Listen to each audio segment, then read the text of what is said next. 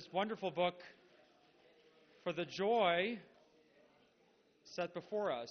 We read that book in the Theology and Power work group that ran from 2000 to 2003, Augustine and Self-Denying Love.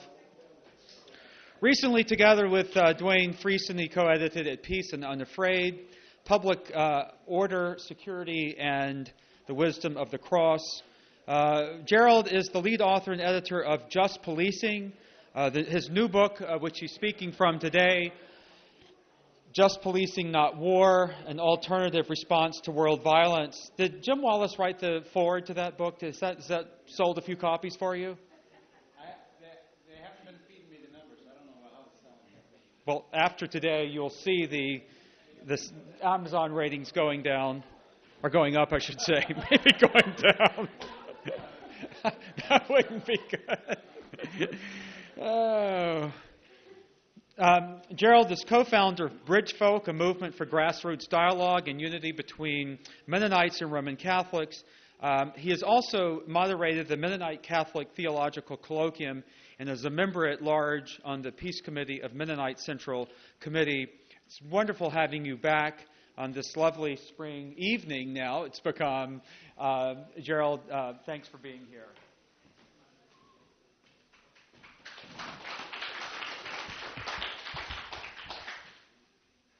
Well, I want to thank all of you for coming back into the room, most of you, and to everybody for not yet collapsing. It's kind of brutal to go last in a day that has been rich in really good papers and discussion. I am going to try to do things a little differently. I'm not working from a prepared text, not that the prepared texts haven't been good. Want to kind of walk you through the guide that we have available. First, a few preliminaries. If I had thought in time to retitle the presentation here, this would be the title: Just Policing an Ecumenical Dialogue, a Case Study in Multilingual Peacemaking. Just Policing an Ecumenical Dialogue, a Case Study in Multilingual Peacemaking. Because I want to work at a couple levels here. Obviously, I want to give a kind of a summary of what's going on with this Just Policing proposal, in what sense it is a proposal, et cetera, et cetera. But I did have a few misgivings about the phrase, learning a language of peace. When I heard that came from Victoria Gray Adams, I was a little worried, but thank you to Johnny for letting us, maybe he's not here. Oh, there he is, for giving us permission to interrogate a little bit language or languages of what's going on. If I have a little time at the end, I want to refer to the thicker little handout. We're going to walk through that, because what I really think, and this is actually indebted to John Howard Yoder, one of my professors and mentors, even though in some ways I maybe argue with him, but what I really think is that we need to learn to we need to learn multilingual skills. We need to learn to translate. We need peaceable skills of translation to work across worldviews, religious worldviews, and so on. Maybe this would also be akin to what Manuel talks about as bifocality. In any case, so that's the notice. At least pay attention to ways in which we're working at a couple different levels. Let's see, other preliminaries. So you should have this sort of chart. It works in two columns here, and kind of need a guide, because what I'm doing, and part of what Just Policing proposal is about, it really is sort of two simultaneous conversations. And I want to take and I keep having to take pains not to collapse them into one conversation exactly. I'll say a little bit more about that. So I need to kind of give you a guide to follow the action as we go. Last little preliminary. The two columns, of course, Mennonites plus or et al. Or others, Catholics and all. I've, of course, been, as someone formed in the Mennonite tradition who's become Catholic, but without burning my bridges with the Mennonite community, I've been deeply involved in one particular set of conversations between Mennonites and Catholics, and so those are the traditions I know best. But you can expand it if you want to talk about the plus can be historic peace churches. On the other side, other historic peace churches, even maybe Catholic pacifists would really be more on that side in some of their views. Catholics, of course, are not the only ones to hold the just war theory, but the Catholic Church was for centuries sort of the custodian of it, and so on. So that's kind of and those two churches then become sort of archetypes for a conversation that across history that other people have been involved in. Okay, end of preliminaries. I'm not one who believes that 9/11 changed everything. As Stanley Hauerwas rightly said, within days of 9/11, for Christians, it's the cross that changed everything. That's the center of history, and so on. But obviously, 9/11 did bring many issues to the fore, cast us suddenly, precipitously into many conversations and discussions that we probably wouldn't have had otherwise. So the first little row of issues that I want to point out here is how the just war, just policing proposal grew out of the weeks and months following 9/11. Where on one hand, people in historic peace churches, Mennonites in particular, pressed like everyone else to say something about how else to respond besides a war on terrorism or a retaliatory, vengeful set of actions. Many people said, don't treat it as a war, treat it as a crime. John Paul Lederach, leading peace practitioner, theorist, Jim Wallace, not Mennonite, but kind of a fellow traveler, and even the Executive Committee of Mennonite Central Committee all said things like that. Treat it as a crime. Run it through international courts. Of course, we need to strengthen international law, and it would have helped if the U.S. had been more supportive of international tribunals and so on. But that really would be the way to handle this. But of course, that raised the question, if it's a crime, don't you need to apprehend the criminals?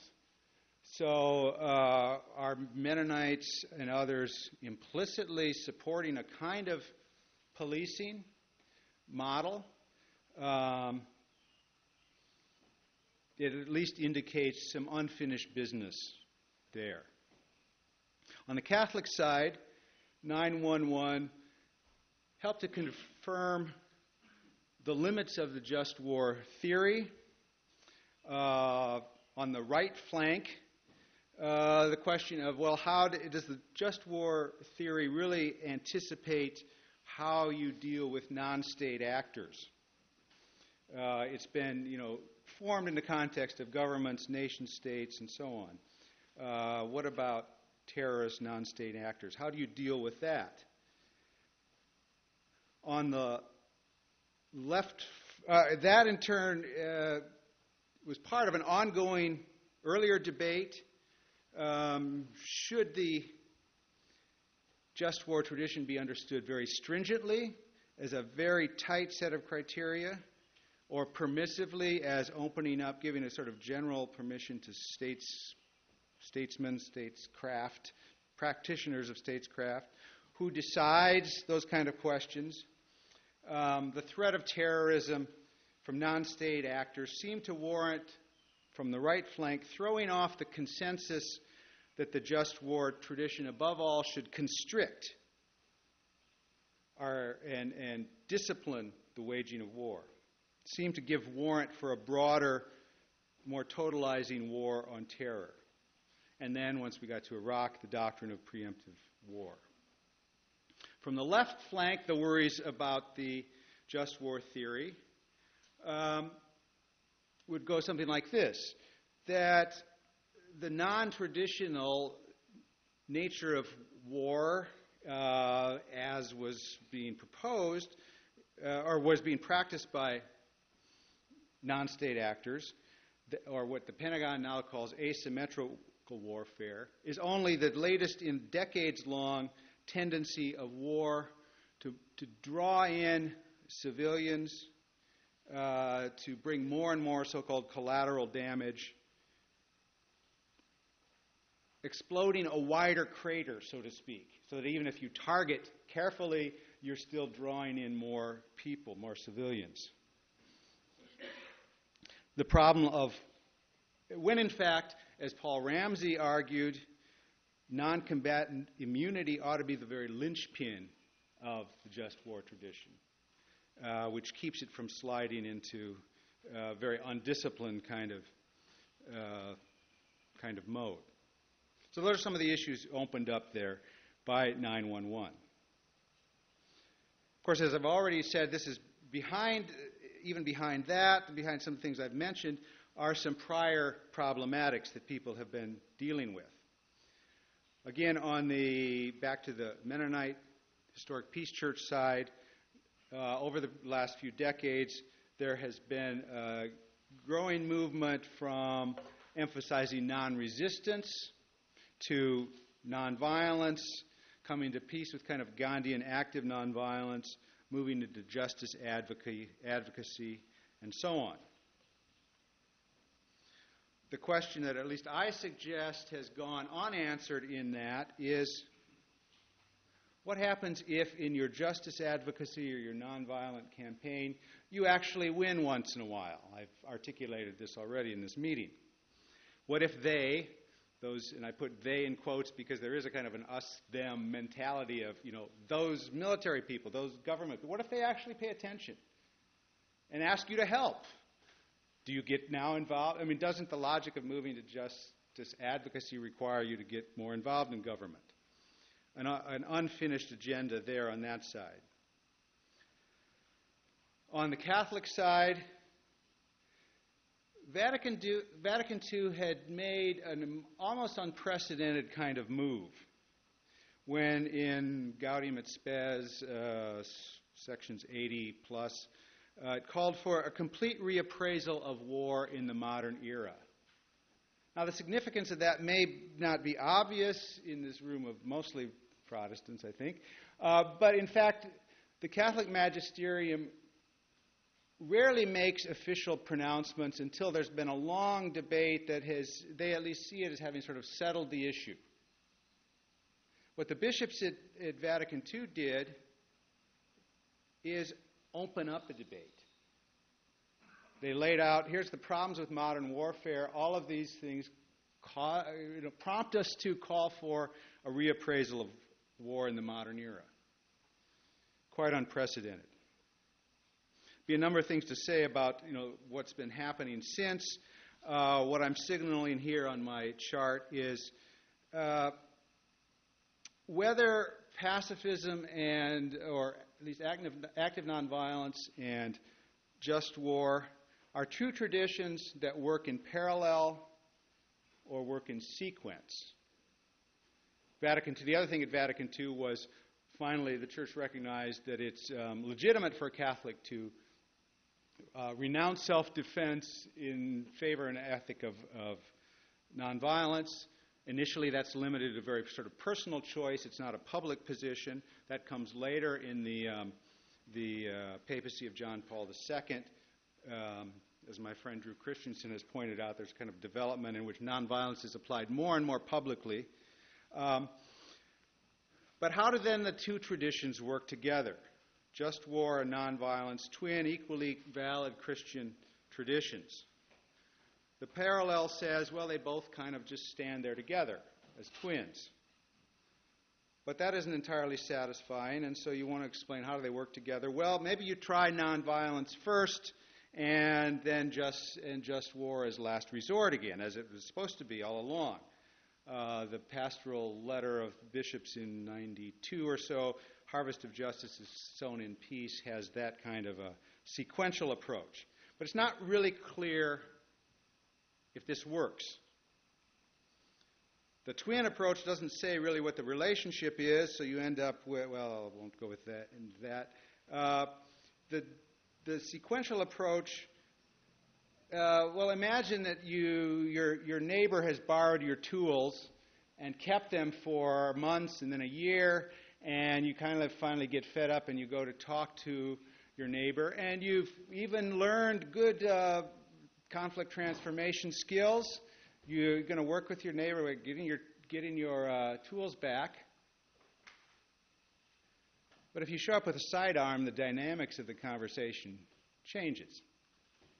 In other words, so if you're holding in reserve clearly holding in reserve the possibility that, well, if all else fails, I might really use violence, then you actually become less likely to draw on your imagination to find nonviolent solutions, and at the same time, you're probably inciting the imagination of your neighbor. So again, prior problematics unresolved. And then if you notice on the chart, then I go to some things that are kind of cut across both traditions, because in fact, I'm referring to decades in which people are starting to discover growing convergence between at least people who apply the just war tradition stringently and pacifists who are at least willing to get involved in some kind of public issues. There's commonality, but also shared problems. The concept of nuclear pacifism or modern war pacifism refers to people on the just war side who say, yeah, in theory there could be just wars, but in the modern world I just don't see how the criteria could even ever be met. The commonality, though, includes some common problems, and so that's the next bullet point. The problem of failed states, of genocide, the new responsibility to protect, I've got the abbreviation there, R2P doctrine.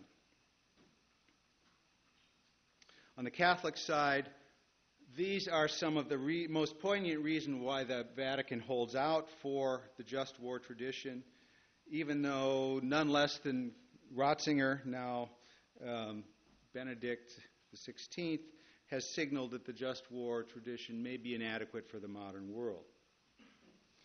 On the historic peace church side, I know from my participation in Mennonite Central Committee Peace Committee that already before 9/11 there was some pretty hard work trying to figure out how do we respond to a Rwanda as pacifists, to failed states, and an honest kind of humble admission that in places where when NATO went into Kosovo, it did get easier for the MCC's people on the ground to do their work. Stability helped.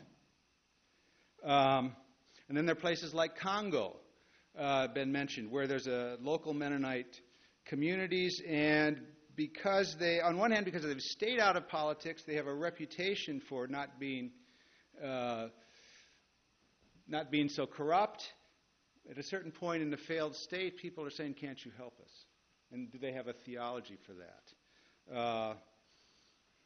Colombia, there in one meeting of MCC Peace Committee, Ricardo Esquivia spoke to us and said, what we need in Colombia is not less law and order, but more law and order, but real order based on the strength of civil society, what he called institucionalidad, strong kind of mid-level institutions.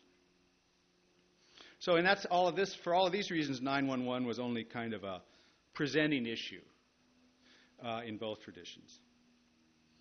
Okay, next block here. Then what was the proposal? Which I won't go into the story, but kind of came to me in a rush about November of 2001, while I was at Mass and should have been paying attention, but maybe that was the presence of the Holy Spirit. I don't know. And so I rushed off to kind of really sketch out the arguments here. Well, first of all, and I've found over the years, I have to just keep saying this again and again.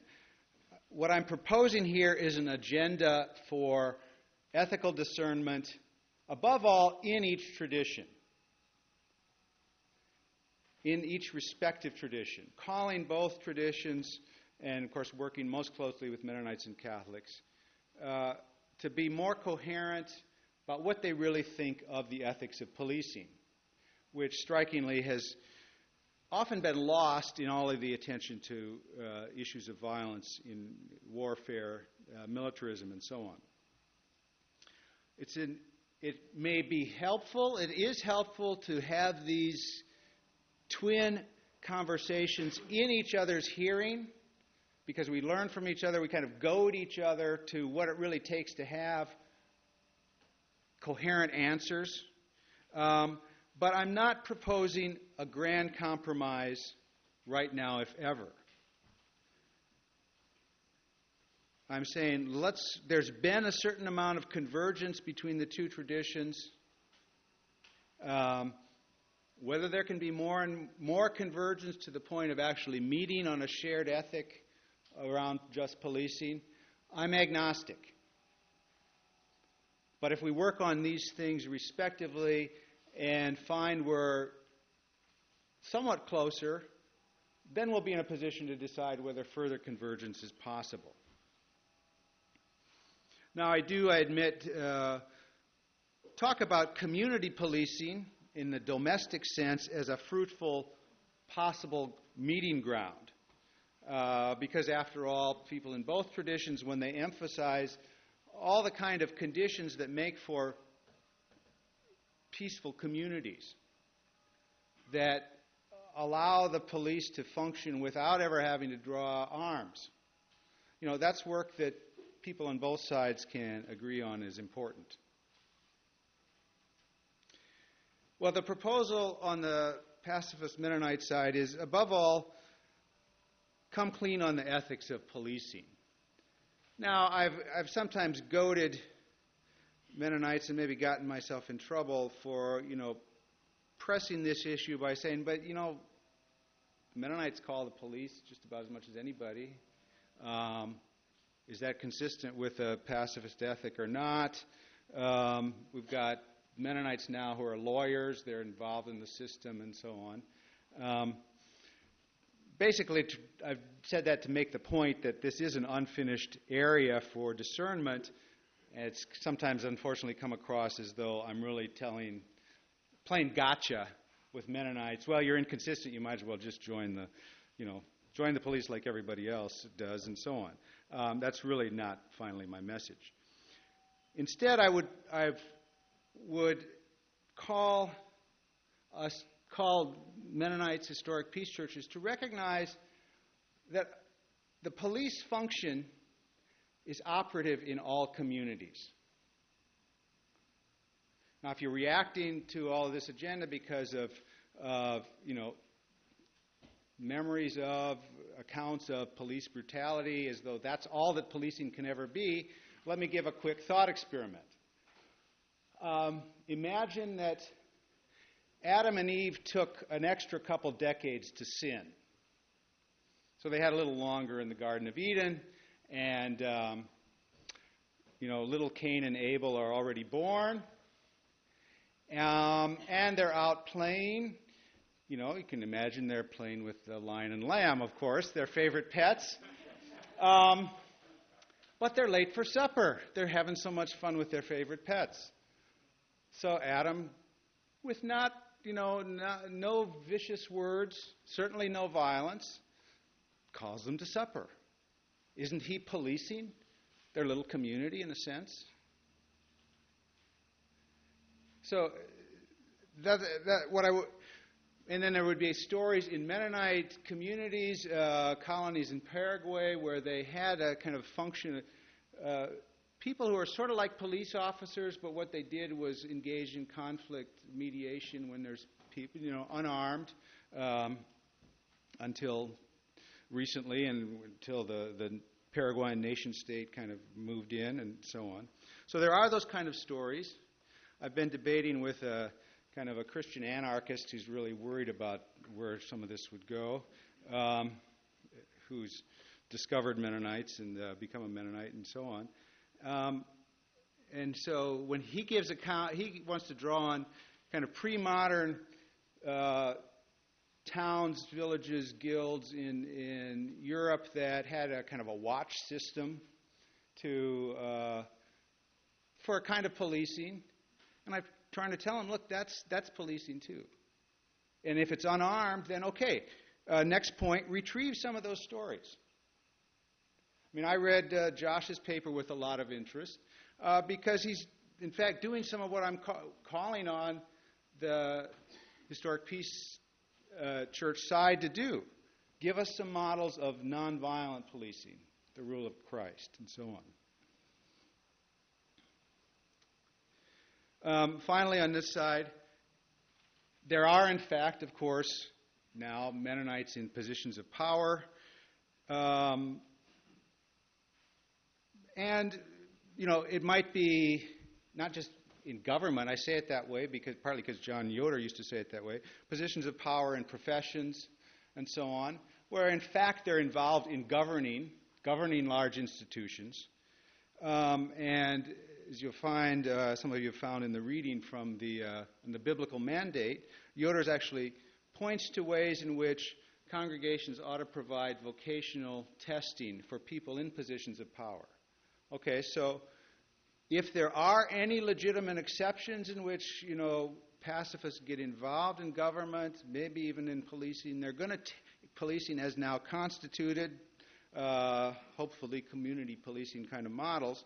It's going to take careful vocational discernment and accountability. So I call on Mennonites and historic peace churches to really pick up on some of those suggestions by Yoder and others about how to work with, when pacifists do get involved in government, in positions of power, how to make sure that their moral framework continues to be the Christian faith, the gospel, as accountable to local congregations.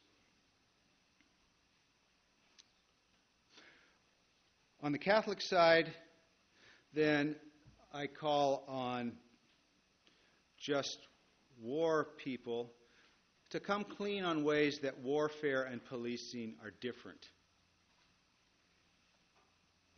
I don't know, in the interest of time, whether to I guess I won't go into a lot of these, but basically I put them under kind of two groups: psychosocial differences, in which sort of the intensity of warfare releases certain kind of passions, and the reason we have words like berserk in our language is that goes back to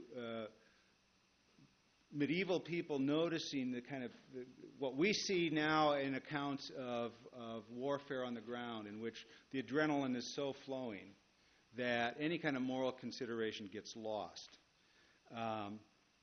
Whereas policing is structured, and here it's thanks to being more embedded, here's where I use the word embeddedness, more embedded in the local community. There are ways in which at least there's an attempt to be much more accountable to the rule of law, and so on. So this doesn't necessarily mean abandoning, and this is why I can't just call for a quick and easy convergence of the two traditions here. On the just war side, I'm not saying just throw the whole thing out, but recognize that what you've been talking about for centuries as just war really only works if it's just policing. And there I have, it's intended as a pun, just policing, as well as just policing. And again, I won't go into the details, but in the book I have a whole list of suggestions about some of what it would take for the Catholic Church to have institutions that really match the principle that war ought to be, that there ought to be a strong presumption against violence. If that's the principle, what kind of vocational testing do you need in congregations or in parishes? What should justice and peace studies programs at universities be up to? What should ROTC programs on Catholic universities be up to?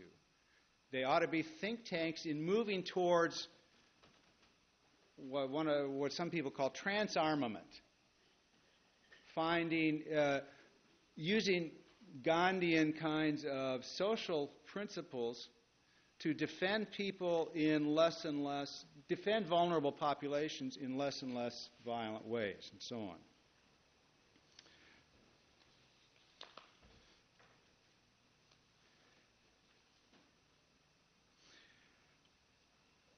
So all of this and then one more thing, of course, would require, on the Catholic side, a fairly serious cultural change in which, without necessarily renouncing just war tradition in the process of turning it into a just policing tradition, if you're going to really make war last resort,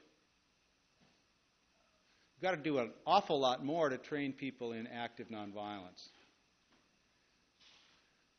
If they don't have tools for a first and second and third and maybe 10th resort, short of last resort, then, soldiers have a serious penitential problem of, not really fulfilling what the Church calls for. So peacemaking has to be, in a phrase that I've been grateful to find, spreading church-wide and parish deep on the Catholic side. Insofar as some of this does represent at least partial convergence, I would simply point to some precedents that already exist. Won't take a lot of time on this last section. There has, of course, been decades of grassroots and sort of mid-level collaboration around specific issues in peace groups, solidarity groups, Mennonites, Catholics, Quakers, Lutherans, whatever, coming together and working together. So, of course, none of this is entirely new. These precedents have made this kind of proposal possible. And secondly, as John Yoder used to point out,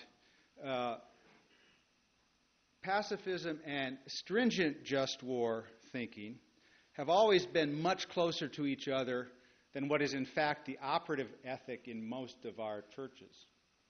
A kind of crusading, whether the word is used or not. Total war. Yoder used to talk about Ramboism. George Lopez had a nice article in America a year or two ago about the sort of Dirty Harry ethic, or more recently the Jack Bauer ethic. One of the guilty pleasures in my family has been 24, but in which, you do what you got to do. And, of course, you've only got minutes to do it, so you don't have time to ask questions. So that's what I'm referring to there.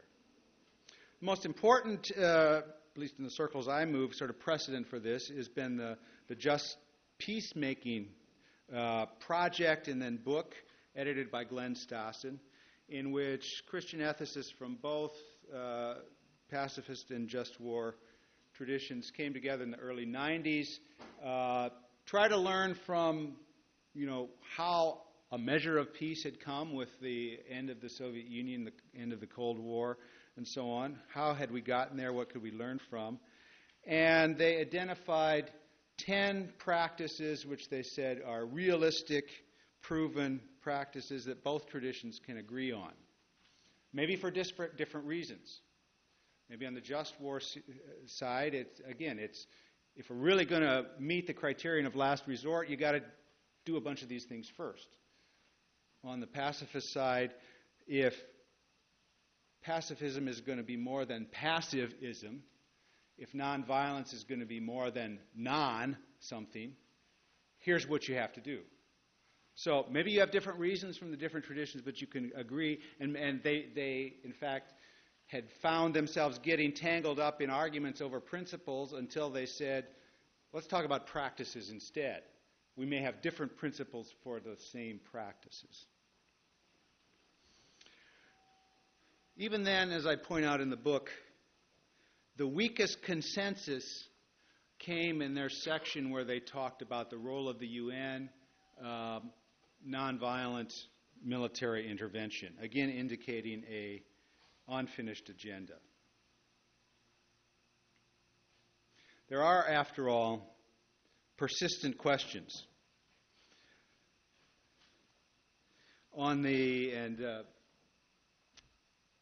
Roy was just talking to me a little bit about this before we started. On the pacifist side, pacifism really is, for most pacifists, an absolute ethic. If you're making exceptions, you're not a pacifist. So,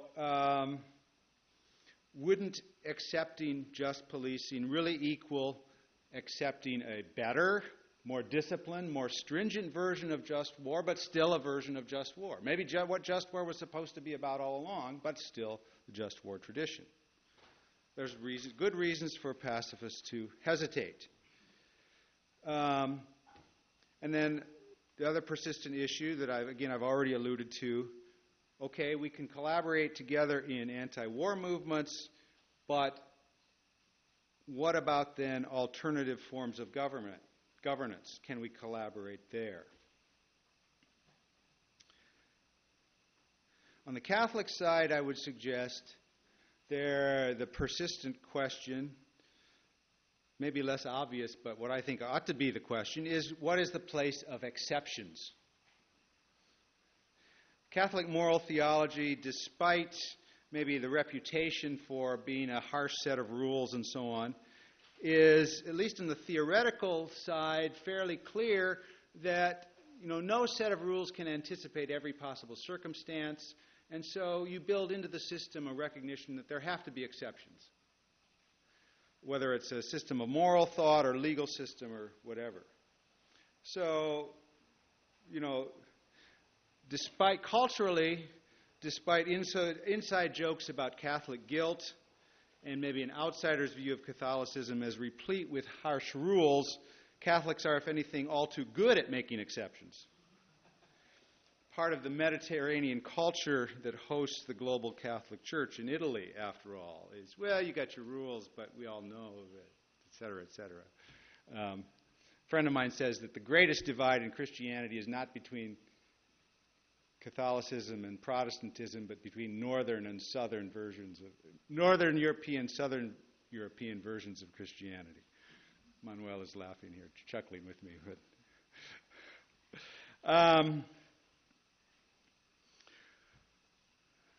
I won't go into the reasons that, in fact, it doesn't always work as well, even in theory, as that little account suggests.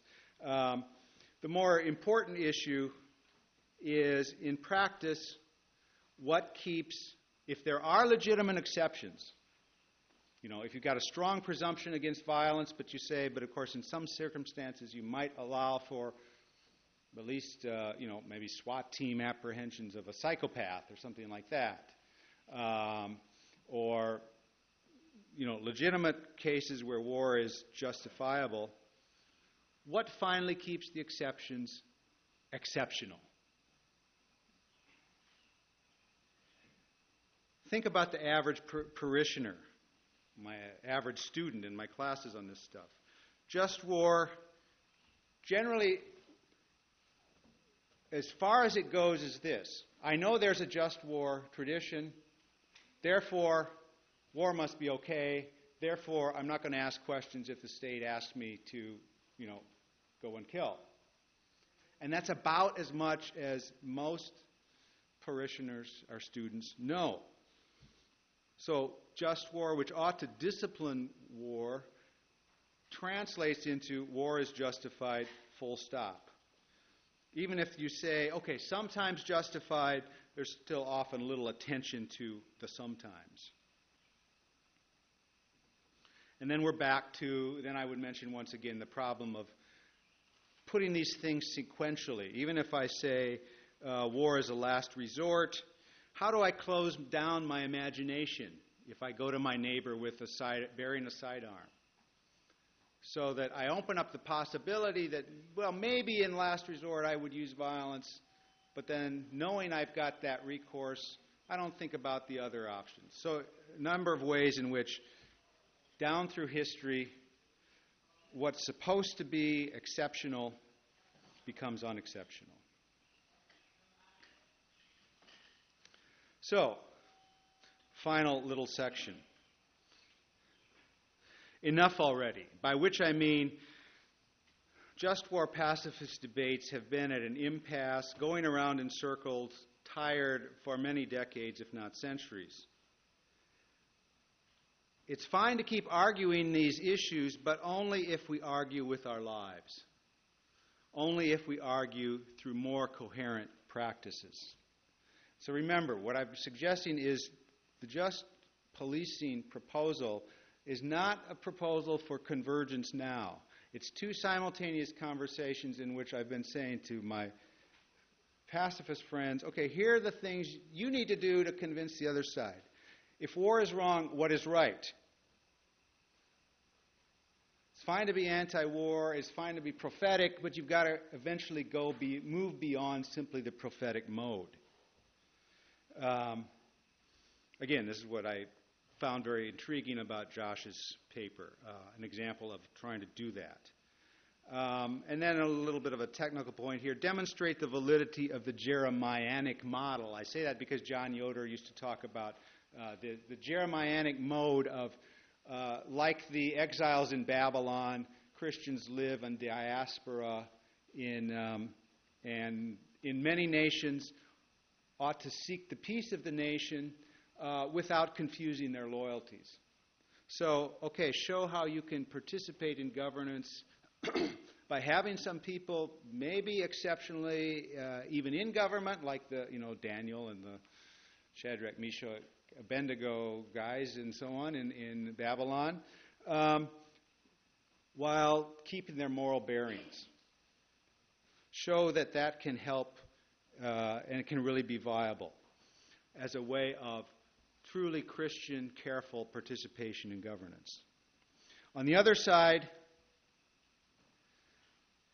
the just war tradition is simply not going to be convincing to pacifists, and that's important for those of us that are concerned about ecumenical dialogue and church unity, unless the exceptions can be shown to be exceptional. Final point, is the just war tradition itself is countercultural. It will take a certain kind of cultural transformation in the Catholic world to recognize that. But finally, the point is not to be either countercultural or pro-cultural, but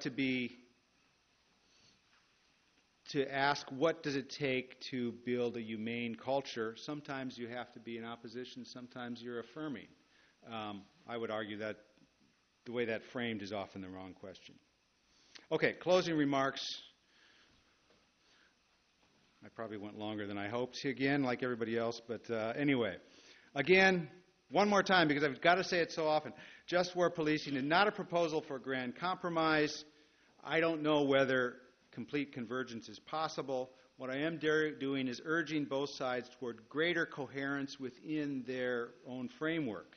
And then we can see what else might be possible. When we get to the horizon, we can then get a next view of another horizon. But in the context of this conference, there's one more point about the language of peace. another kind of meta point or methodological point. I'm not convinced that we need a language of peace per se.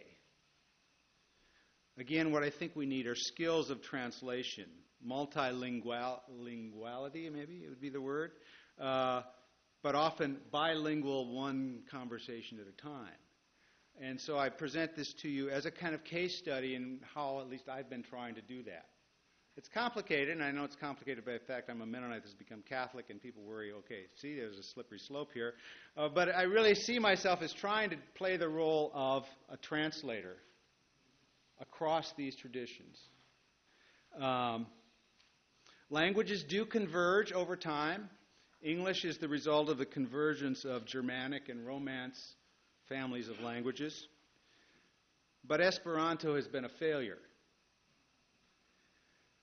So think of just policing this project as a case study in multilingual ethical discernment on the way to peace. And then if you want more, that's why I've given this additional handout. It's the closing section from another project I've been involved in Muslim-Christian dialogue, where I reflect a little bit on how this is possible.